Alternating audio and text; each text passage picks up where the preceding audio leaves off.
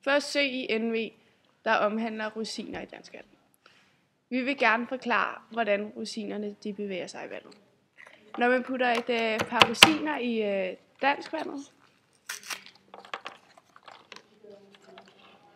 som nu, så flyder de først til bunds, da rosinernes densitet er større end vandets. Efter kort tid så stiger de til værs og kan blive liggende i overfladen.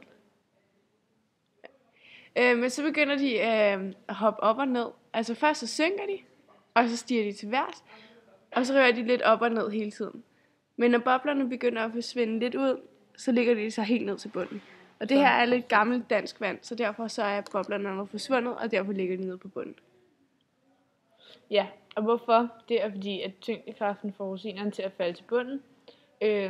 Så kommer der opdrift på grund af kulsyren, der sætter sig fast til rosinerne, og derfor bidrager til opdriften. Når de kommer op, så springer boblerne. Når de kommer op til overfladen, så springer boblerne, og de falder til bunds igen. Densiteten i rosinerne er højere end vandets, fordi de falder ned til at begynde med, men den er ikke sådan betydeligt stor, for de kan jo komme op til overfladen igen ved hjælp af CO2.